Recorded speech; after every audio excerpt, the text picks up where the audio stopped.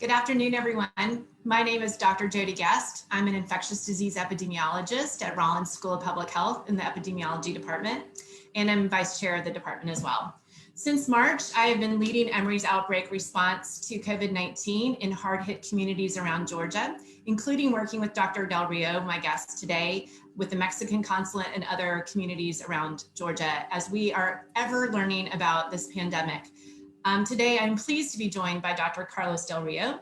Dr. Del Rio is a distinguished professor of medicine, epidemiology, and global health at Emory, and is the executive associate dean of Emory School of Medicine at Grady Health System. Dr. Del Rio is also the co-director of Emory Center for AIDS Research and a foreign secretary of the National Academy of Medicine. As an infectious disease physician, he is an expert on COVID-19 and is an investigator in Moderna's clinical trial for the COVID-19 vaccine, which we will be talking about in a few moments. Good afternoon, Dr. Del Rio, and thank you so much for joining me today. Pleasure to be with you, Jodie. Thank you. So I'm going to spend a moment going over some of our COVID-19 numbers from this week as a backdrop for our conversation. The US remains one of the hottest countries in the world for COVID-19 cases, with almost 9 million cases and more than 230,000 deaths. The recent rise in confirmed coronavirus infections, which set a single day record on Saturday of more than 83,000 cases in one day, is an ominous indicator for an imminent surge of patients into hospitals. The pattern of this pandemic has been very clear. Infections go up, hospital rates follow in a few weeks, and then deaths spike. Hospitals in many regions in our country, including the upper Midwest, the Mountain West, the Southwest, and the heart of Appalachia, are all seeing record levels of patients with COVID-19. More than 42,000 people were hospitalized nationally with the virus just on Monday, a figure that is steadily climbing towards our midsummer peaks that we saw. 41 states and Puerto Rico have more hospitalized COVID-19 patients now than at the end of September. And 22 of these states have seen increases in excess of 50%. Rural America is particularly vulnerable. The entire state of North Dakota only has 25 ICU beds left available as of Monday. So yesterday, Dr. Fauci laid out 3 scientific communications on ways to build trust. Always go by the data, admit when you don't know something, and lead in a way to help people understand what it is you're talking about. So Dr. Del Rio, my first question to you is, how are we doing in our country to try to get people to take this virus seriously, given that we've been in this almost 9 months already? Well, Jodie, what I think is most concerning right now is I think we're suffering pandemic fatigue. And people are tired. They're tired of hearing about this virus. They're tired about the restrictions. They're tired about wearing a mask. But the reality is that the virus is not tired. And we really need to make a renewed effort, because the reality is, as you said, infections are going up. And when infections go up, hospitalizations go up and deaths go up. And I want to make a point about hospitalizations, because this is something that people don't realize. When you say there are only X number of ICU beds left, that means for everything. So if you happen to have a heart attack, if you happen to have a stroke, if you happen to have anything that requires an ICU, you need a surgery, that after surgery, you need to go to an ICU.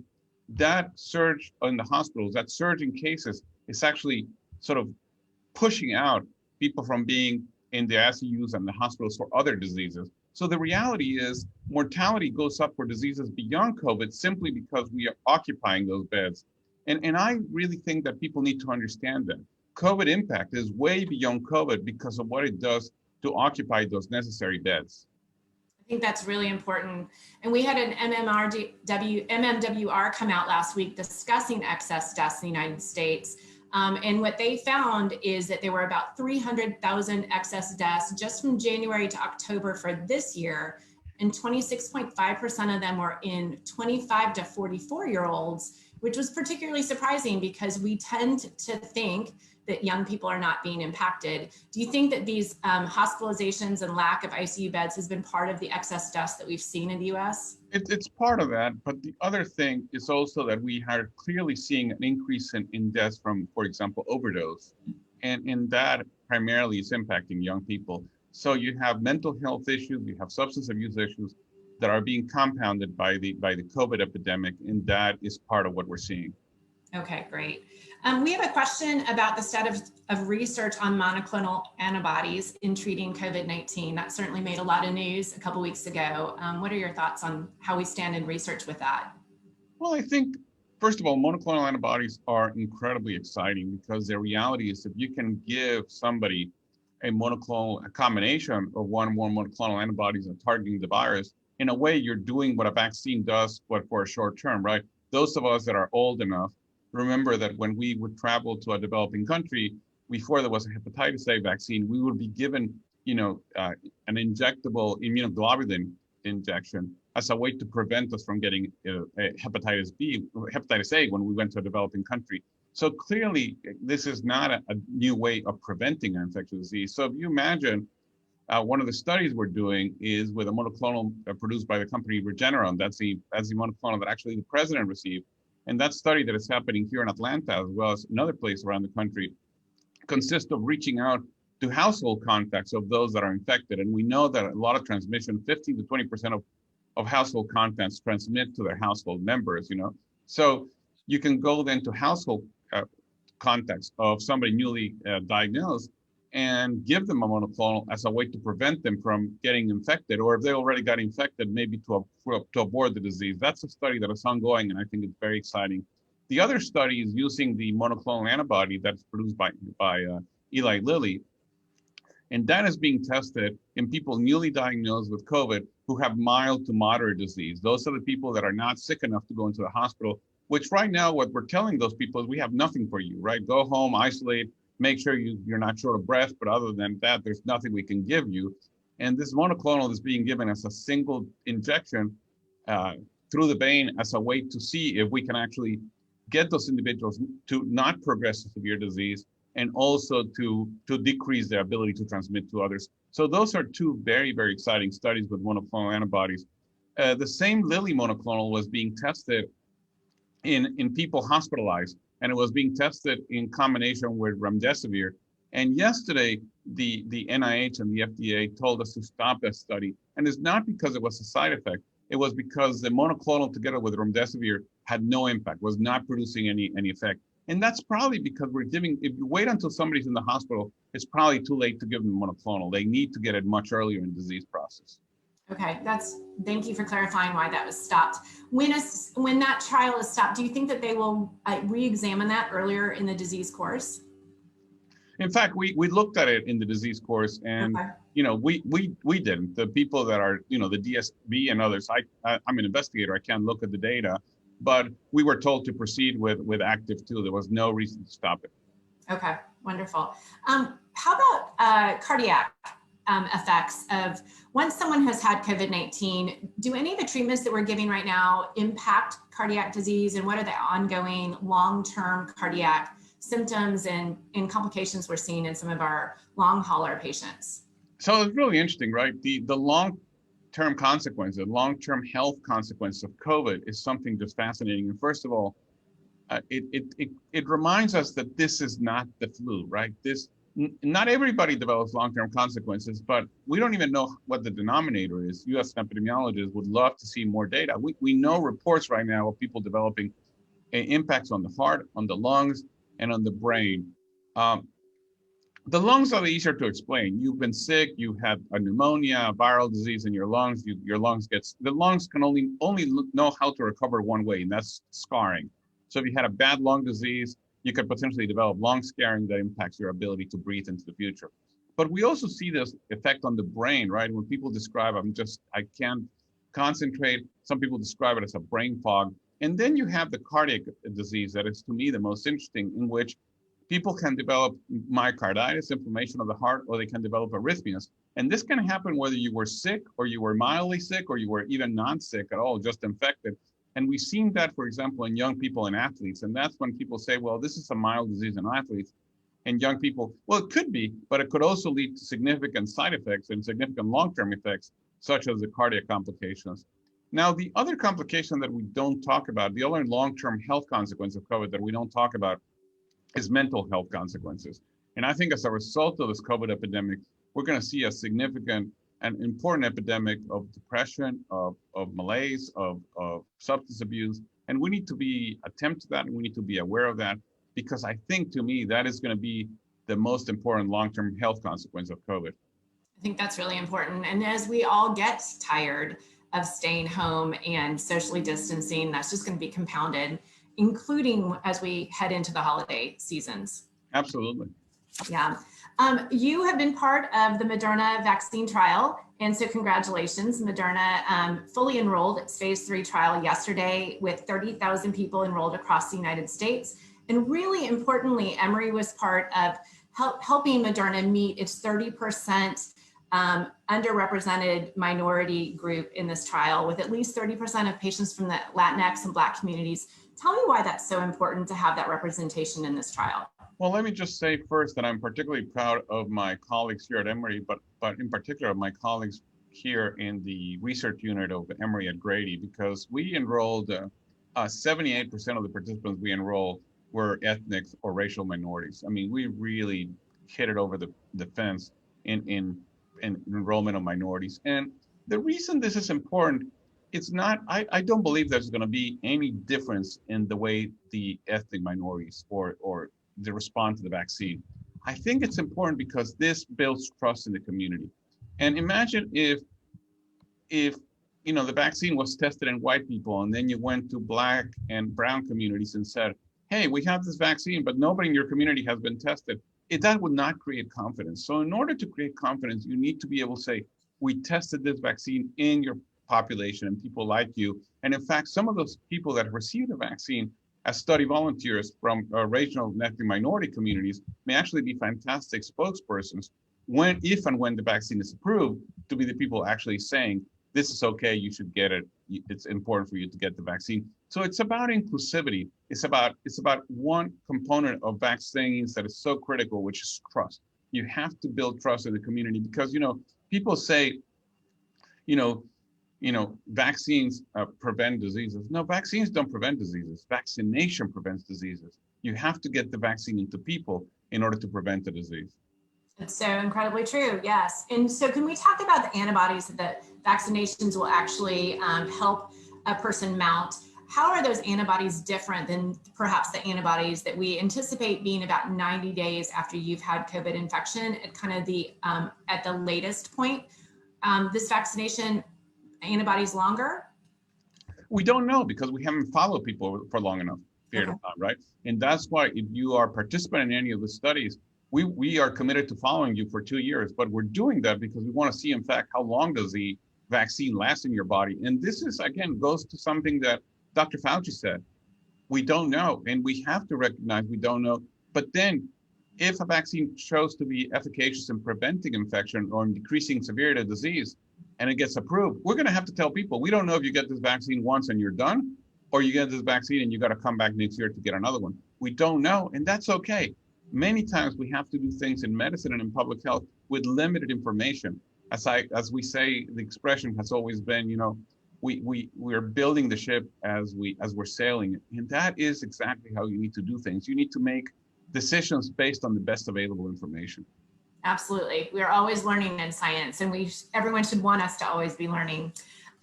When the first vaccine gets approved, what happens to those others that are still in phase 3 trials at that point in time? Do they continue? Well, that's a good question. Yes, I think they will continue. I think each vaccine, there's been a harmonization of vaccine studies. So a lot of the vaccine protocols are pretty similar. So at least we will be comparing apples to apples.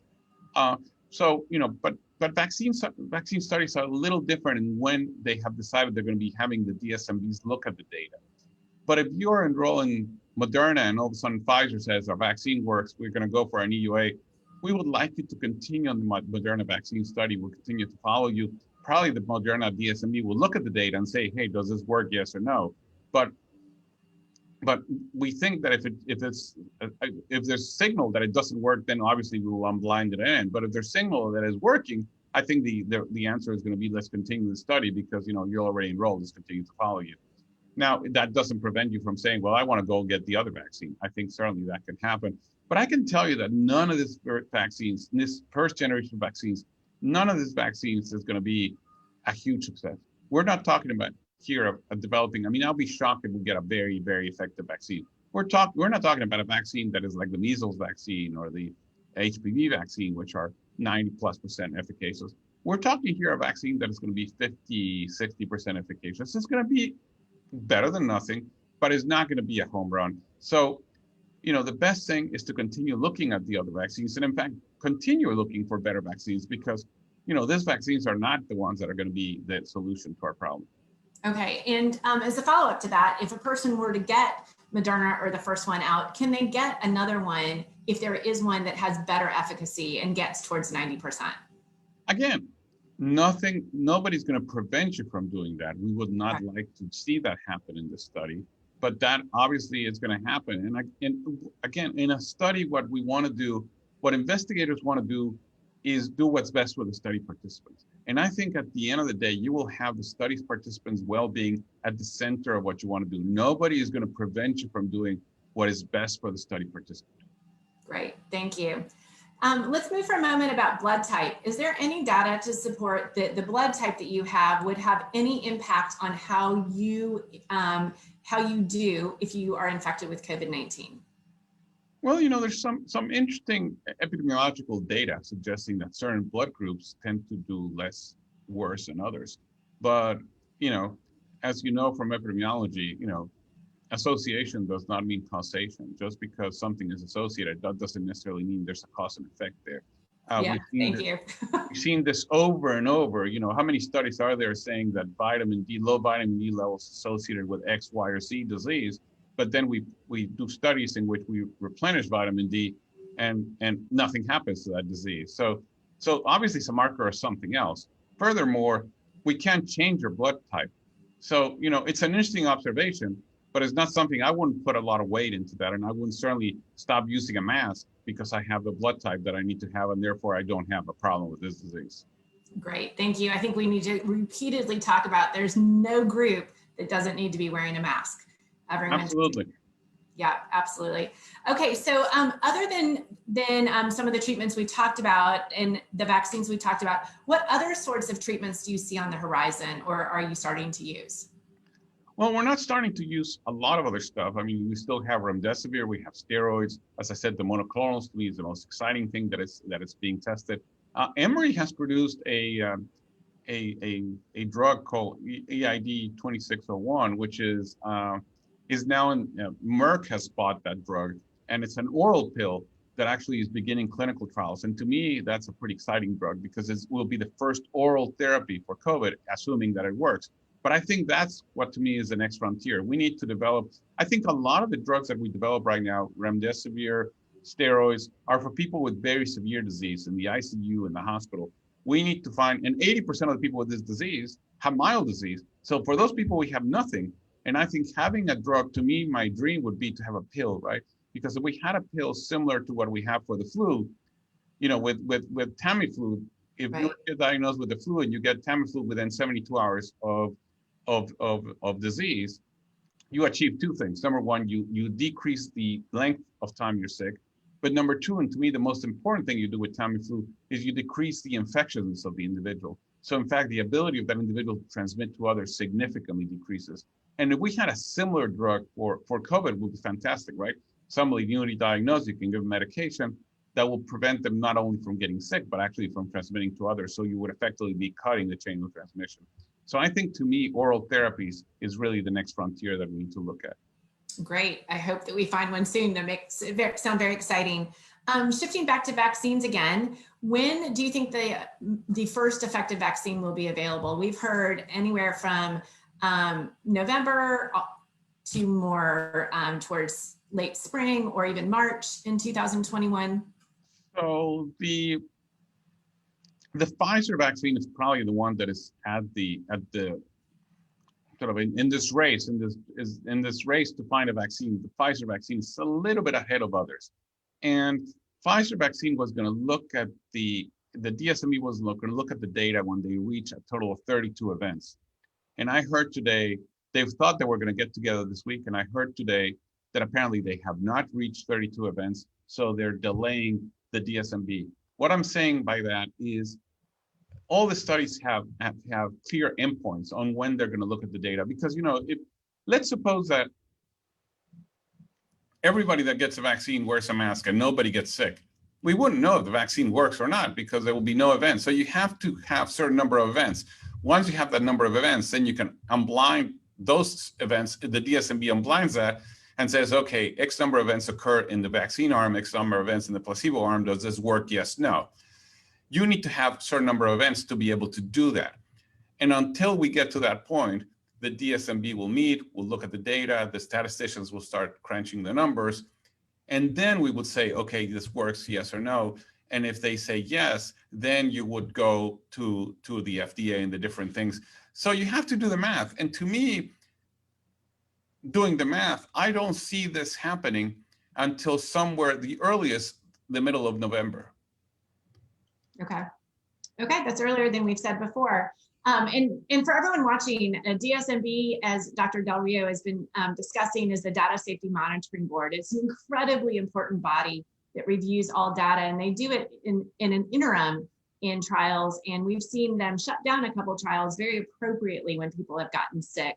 And so it's one of the things that makes us feel most comfortable about vaccine trials, correct? It makes us feel comfortable about any study. A DSMB, and especially in drugs and vaccines, DSMBs tend to be really important because they include scientists, they include community, but they, most importantly, they don't tell you who's in the DSMB. So nobody knows who's in the DSMB of a study. And that is very important because, in fact, that allows those individuals to remain immune from being pressured, right? Nobody can go to the DSMB and say, hey, give us the data, I want to hear. No investor can say, what did you learn there? Nobody knows who the DSMB is. And the DSMB is really this independent body that is going to meet sort of secretly to look at the data, to analyze the data, independent of the company, independent of the investigators, independent of the FDA, independent of the president or the government.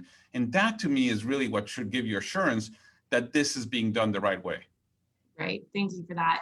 Well, let's move to our holidays that we've got coming up. As people want to travel for holidays, how, if someone is high risk and wanting to go away with just their significant other or just a family member, what do you think about their travel risk in doing that? So I will start by saying that I am going to be traveling, and I have been traveling, and not a lot as I used to, but I'm doing a little bit of traveling. I do traveling in a very careful way.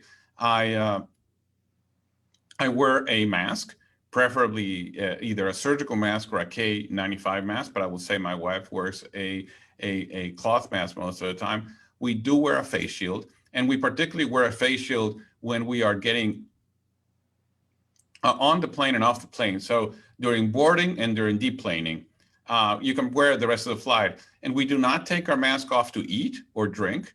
We eat or drink before the flight or after the flight. We don't take our mask or our face shield. You know, we may take our face shield off during the flight for something, but certainly not the mask.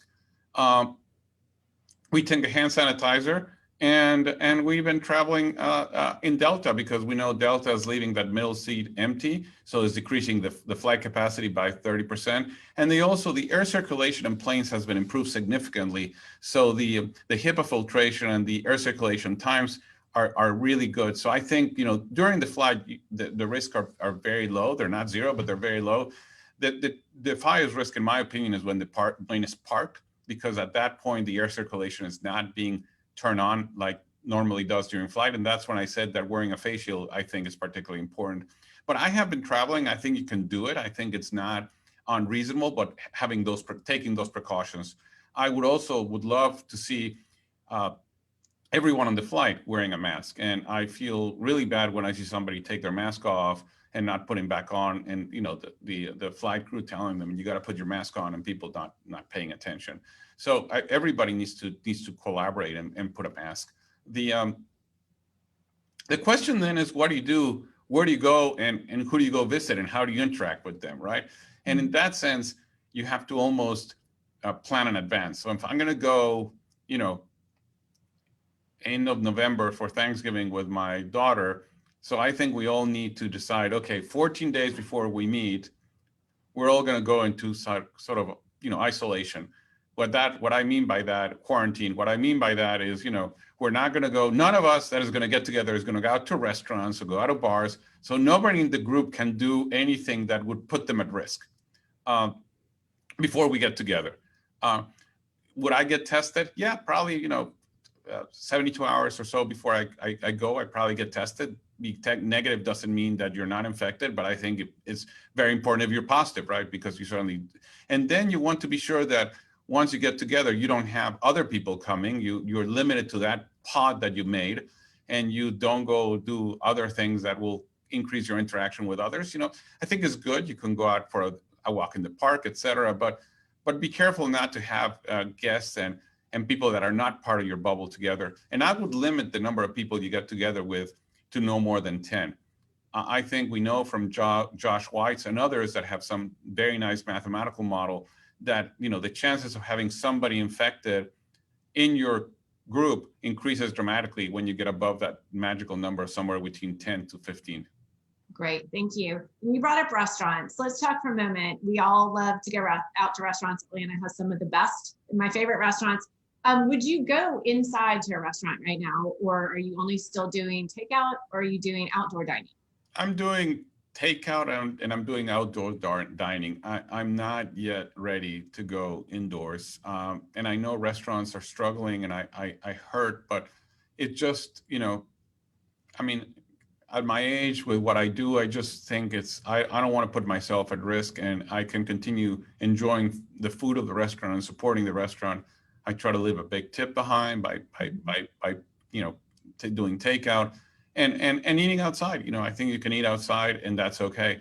But I'm still reluctant of going indoors for dining. Okay, thank you for that. Let's look forward now. Let's take a big jump forward and think about next summer. Where do you think, if you could predict, we will be with COVID-19 by summer 2021? Well, I sure hope we're going to be doing better than we were this summer. But, again, yes.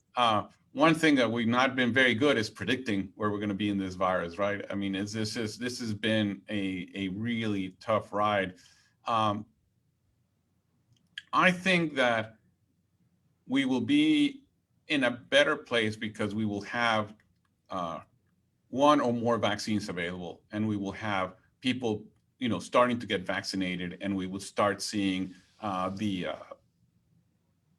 benefits of treatments also coming along, and hopefully we will be in a much better position. Will I think that we will still be able to go back to what people call, back to the past, where you didn't wear masks and we were all over each other hugging and comfortable? No, I think that's going to take some time. I don't think that's going to, I think we're going to be wearing masks and socially distancing throughout the entire next year. Okay. All right. And as people get ready to travel for Thanksgiving or other winter holidays, if they want to get tested before they go, how long before a test will find COVID-19 in someone if they do indeed have it? Well, it depends on the test that you're taking. Okay. If you have been infected today, some of the PCR tests will probably be positive in, 48 hours or so, 72 hours or so. We know that 4 to 5 days after infection, almost 90% of people are positive in the PCR test. So when somebody says, well, I was exposed, when should I get tested to be absolutely sure that I'm not infected? I tend to tell them 4 to 5 days, because that would pretty much cover most people that are going to get infected. We're going to show evidence in a PCR test then. Right. It's going to be a little different if the tests are rapid antigen tests. Those are not as sensitive, and those may take a little longer. And if you think you've been infected or exposed and you're waiting those 4 to 5 days, what is your recommendation about what people do while they're waiting to get a test? Well, again, if you've been exposed and you're waiting to be tested, you should be in quarantine. And the only people that should not be in quarantine is what we call essential workers, right? So, for example, here in healthcare, we're all exposed all the time. And if you had a significant exposure, let's say that the nurse that I work with was diagnosed as having COVID, that means that I could potentially be exposed. But do I stay home? No, I wear my mask and my face shield and my goggles all the time. So I still come to work, and unless I'm feeling sick, we're telling healthcare workers to come to work and wear their N95 masks and wear their masks so they don't get infected and don't infect others. So masking, 100% universal masking, during that time is really important if you happen to be an essential worker. But if you're not an essential worker, stay home, quarantine until it's over. Wonderful. Dr. Del Rio, thank you so much. I appreciate you spending this time with us, and I really appreciate how much you've talked about masking. We always like to leave this with, please, everyone, remember masking is one of the most important things you could do to help control COVID-19 and to be a good citizen of your community. Thank you, everyone, so much for joining us today, and thank you, Dr. Del Rio. Have a good day. Bye-bye.